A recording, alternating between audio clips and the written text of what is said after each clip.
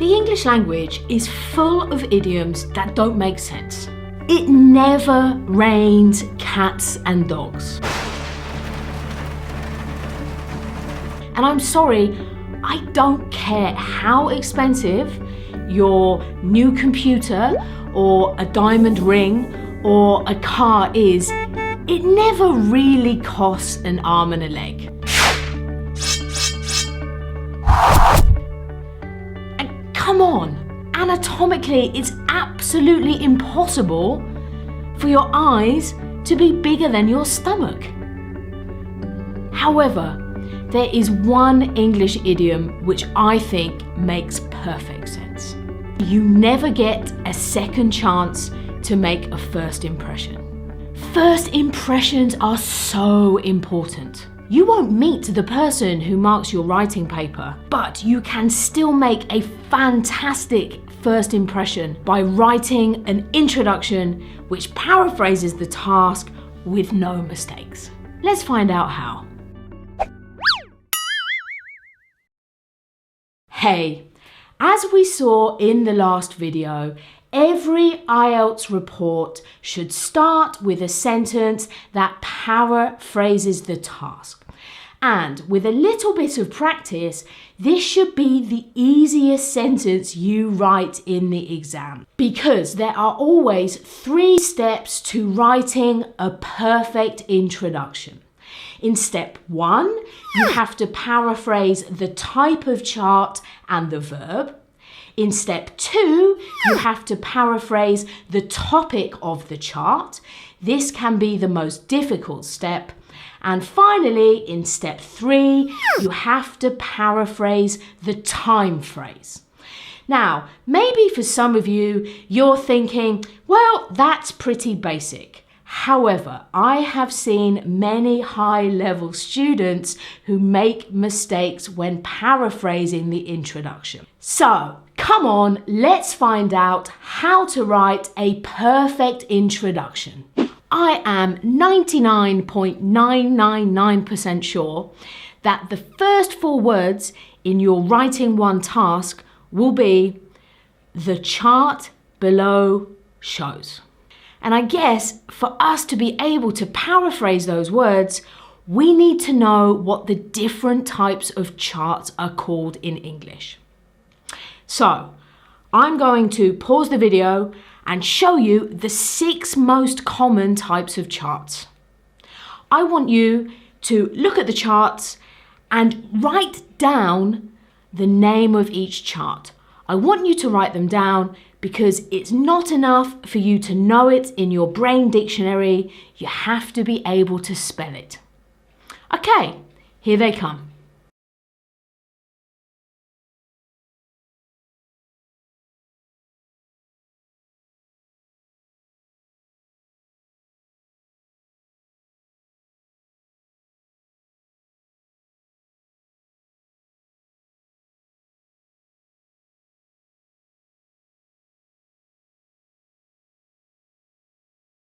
Hopefully that task wasn't too difficult. Let's have a quick look at the answers together. Chart number 1. This type of chart is called a bar chart. It's called a bar chart because it's made of these bars, and I remember it like they are prison bars that are stopping you starting your new life. Chart number 2, that's a pie chart. It's called a pie chart because it looks like a pie, which is bad news if you are hungry in the exam, so make sure you have breakfast on exam day. Chart number 3 is not a chart. This type of chart is called a line graph. You don't actually need the word line. You could, if you wanted to, just call it a graph, but I like to call it a line graph because it's more descriptive. Number 4, that's a table. I think that's more or less the same in most languages. Number 5. Now, number 5, I'm showing you now, but actually we won't see number 5 again for quite a long time because number 5 is a flow chart. I know it's a flow chart because you can see these arrows which take you from one stage to another stage. And this type of chart we will see in our process tasks. And that's something we can worry about later in the course. And finally, number 6, it's a map. I have nothing more to say. It's a map, it's a map, it's a map. Again, this is a different type of task which we will see later in our course. These are our 6 types of charts: a bar chart, a pie chart, a line graph, a table, a flow chart, and a map. When we start our report, we will start by saying the bar chart, the table, the map. Please don't forget the. The is very important for me as an English person. So just remember, always start with the word the and then the type of chart. Let's move to the 3rd word of the task, below. The chart below shows. How will you paraphrase the word below? You won't! When you finish writing your report in the exam, have a look below your answer and tell me, can you see a chart? No! So don't tell me in the introduction, the bar chart below. There is no chart below. So, below? No. This brings us to the final part of stage 1, which is paraphrasing the verb. IELTS tasks love the verb show. It's in 99% of all the tasks I have seen. Therefore, all we really need is just one verb to paraphrase the verb shows. And the best verb is illustrates. You don't need to write 4 or 5 or 6 words to paraphrase shows. If you really want to, you could also use the expression gives information about. But that's it, please. Don't waste time with unnecessary paraphrasing. Which brings us to stage 2. Stage 2 is the most difficult part of writing the introduction because stage 2 is really all about your paraphrasing skills. And unfortunately, I don't know what your particular graph in your exam will show. It could be the number of female politicians in America. It could be the amount of energy consumed in Africa. It could be the number of students who receive 7 or higher in the IELTS writing test. I don't know. However, there are some common expressions which repeat again and again and again in IELTS writing tasks. So, what I'd like you to do is pause the video and have a look at these expressions and think, how would you paraphrase these expressions? How would you write these words or expressions using synonyms, using different words? Take your time, pause the video, make sure you write the answers again. We always need to be practicing our writing. And I'll see you in a couple of minutes.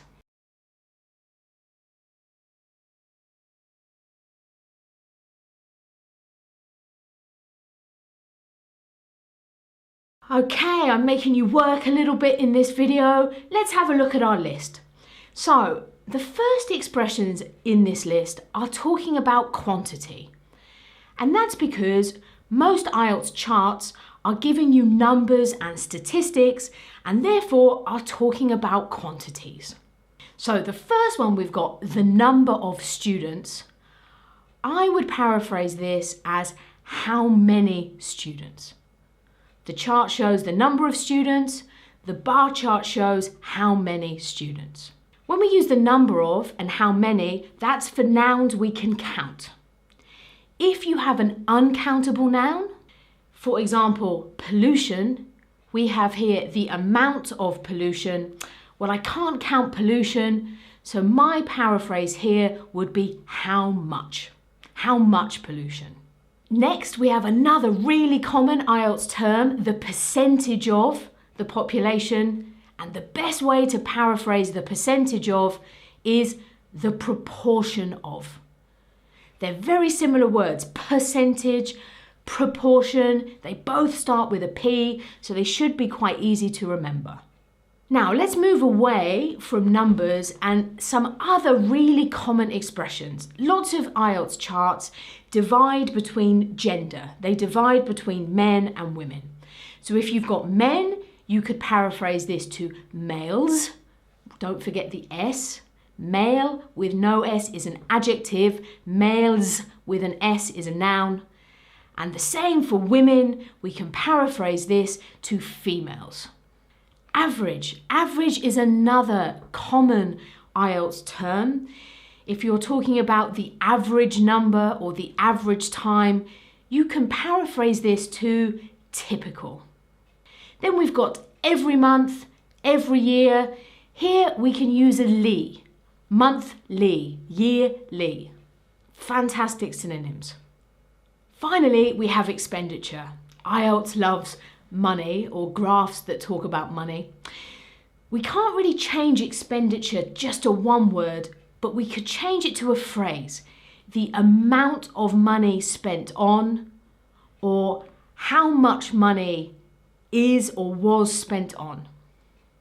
These are all wonderful synonyms that you can use when you're writing your introduction. But please, please, please be careful of synonyms. Paraphrasing is a difficult skill and is one which many students make mistakes with. We'll see this in the next video. But for this video, I'll just say, if you're going to paraphrase, if you're going to change a word for a new word, make sure you are 100% confident that the new word you use has got the same meaning as the original word. But we'll talk more about this in the next video. Another really useful technique for paraphrasing is not using synonyms, but using the information from the chart. Let me show you an example. The task says the chart shows the percentage of adults who played 3 sports in 2014. Well, if we just look at the task, we could paraphrase most of the task already. We could see that it's a bar chart, so we could say the bar chart illustrates the percentage of, the proportion of adults who played 3 sports. How could we paraphrase 3 sports? A trio of sporting activities. It's almost impossible. But if we look at the chart, we can easily see that the 3 sports were football, golf, and tennis. So we can take these words from the task or from the chart and use them in our introduction. The bar chart illustrates the proportion of adults who played tennis, golf, and football in a single year. This technique of using information from the chart is particularly useful when we are talking about countries. Lots of IELTS tasks talk about 5 or 6 countries, and it will say in the task, in several countries. You don't have to paraphrase in several countries. You just need to look at the chart, take the names of the countries, and put them into your introduction. The only thing I would say, however, is that if you have 8 or more countries, maybe it's not a good idea to spend, 2 minutes writing the names of 8 countries. If you have 8, 9, 10 countries, which is very unusual, but maybe possible, then it's better just to say in a number of countries. So they were 2 useful techniques for paraphrasing the main part of our introduction, the topic of the chart. We could use a synonym, or we can use information from the chart and add it to the information from the task. Let's move then to the final stage of writing our introduction, paraphrasing the time expression. However, before we start changing and paraphrasing, we should really talk about the importance of the time expression. Because the time expression tells you the tense you should use when you write your report. And it's really important that you choose the correct tense and keep that tense throughout your whole report. It's a big mistake to move from the past to the present to the future if your graph only talks about the past. So this first pie chart talks about 1 year, 2002. So if in the exam you have a chart that only discusses 1 year, which tense or tenses do you think you will need? I think you will need the past tenses, of course, this is in the past. And really, because it's just 1 year, you will probably only need the past simple tense. However, for our next graph, we don't have one time in the past, we have a range of times. We have 1995 to 2012.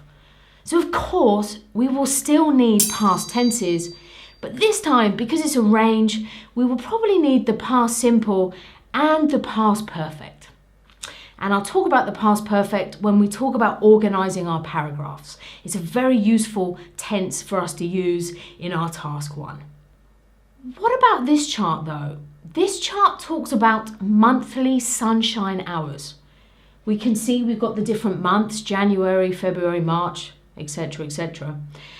But there is no year. So if we don't know the year, but we know every January, every February, every March, we should use which tense? Absolutely, I think the present simple. However, if they added a past time to this, if they told you this was for a particular year, again, for example, 2012, then we go back to our past tenses.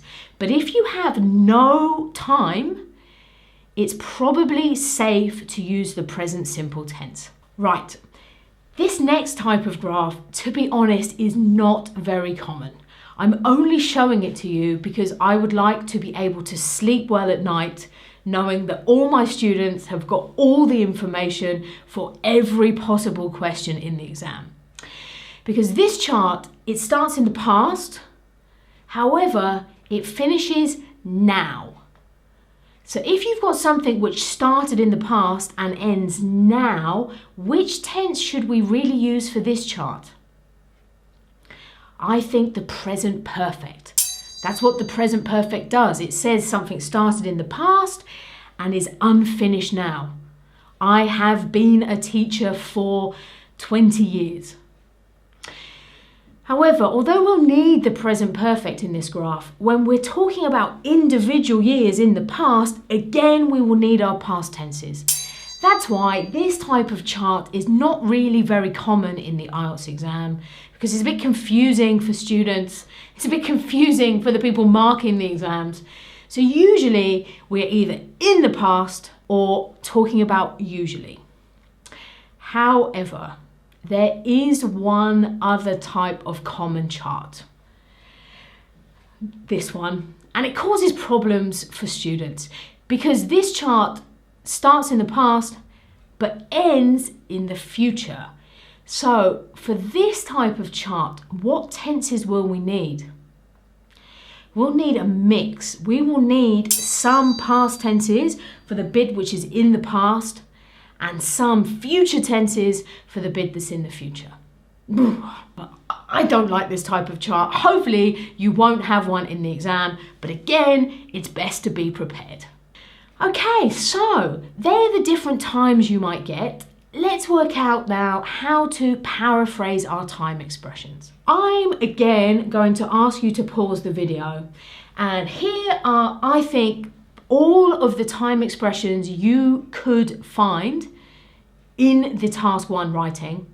I want you to have a look and write down how you would paraphrase these time expressions. How would you write these time expressions in different words? Off you go.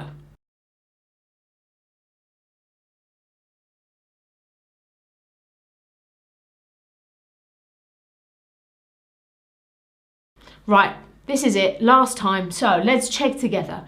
Number 1, from to. classic IELTS from 1995 to 2012.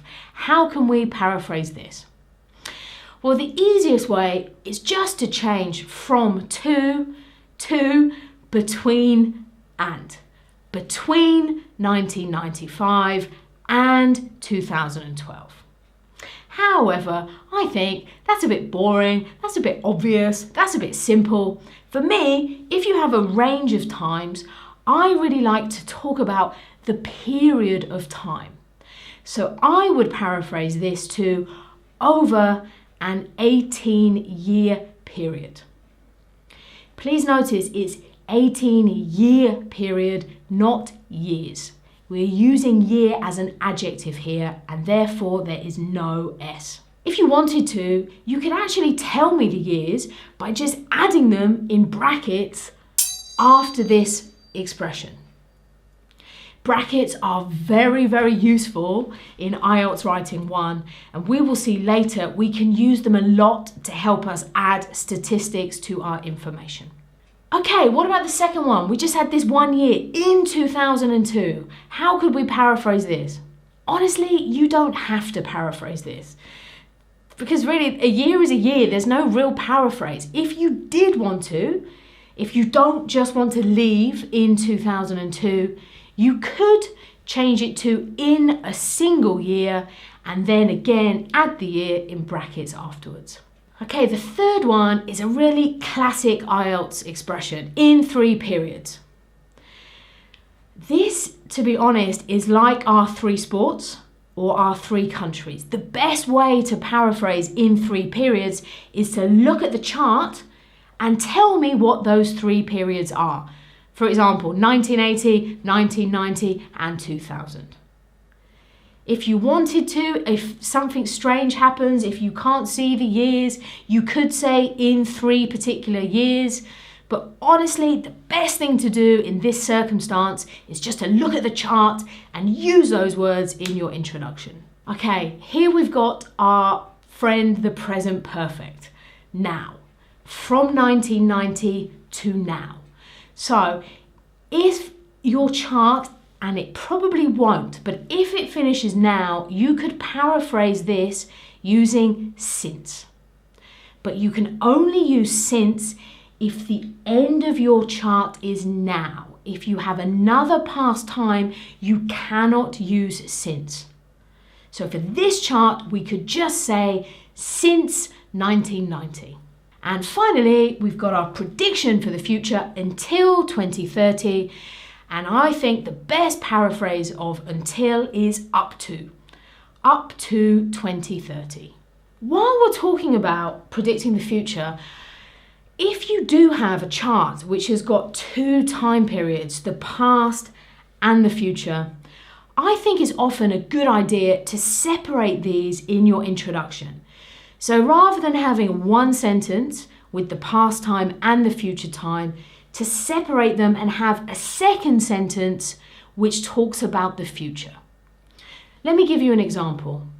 The graph below shows the consumption of energy in the USA from 1990 to 2012 with projections until 2030. So you can see it shows you where the past time ended, 2012, and where the projections began. If I was going to paraphrase this, I would separate the future part. So I would make a normal paraphrase for the beginning. The graph illustrates how much energy was consumed in America between 1980 and 2012. Stop. And then have a sentence about the future. It also offers an estimation, a prediction, a forecast up to 2030. You don't need all 3 of those words in your report, you just need 1, but I'm giving you 3 nice synonyms there for prediction. Projection, estimation, and forecast. While we're talking about adding an extra sentence, I also want to talk to you about units. Some IELTS charts talk about some very strange units. I'm not talking about percentages or thousands or even millions. These are rather common types of units.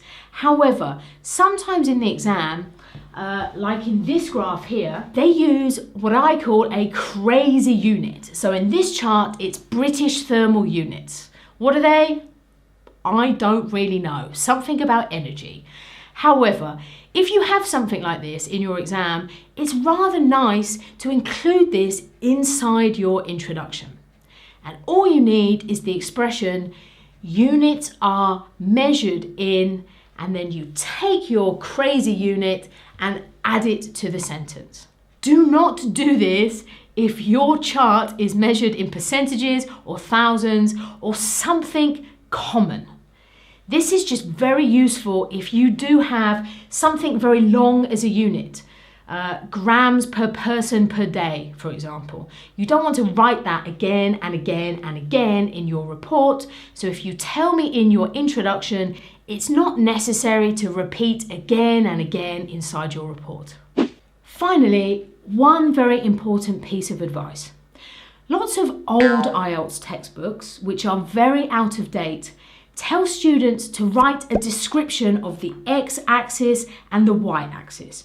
The x-axis shows blah, blah, blah. The y-axis shows blah, blah, blah.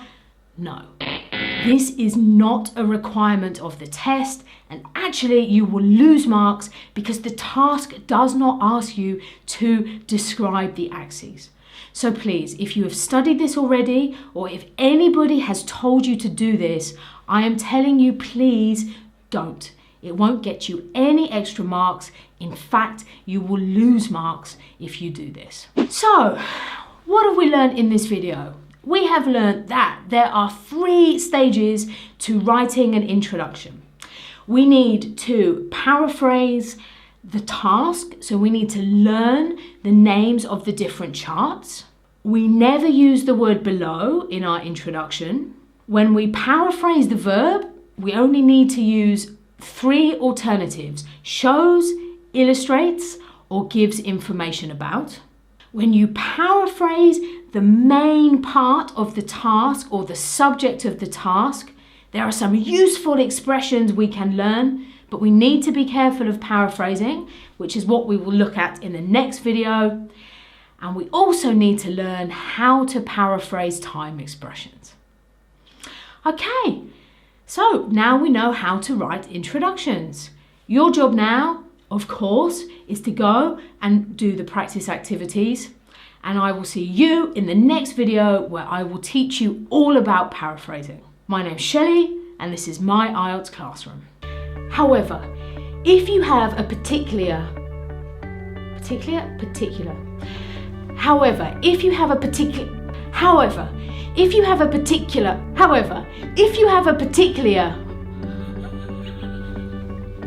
Shelly, come on. However, if you have a specific year,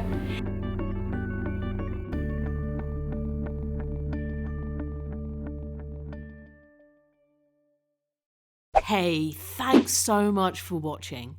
If you found the content useful, please click like to help the channel and don't forget to subscribe for new lessons every Friday. Plus, you can find more expert content at www.myieltsclassroom.com.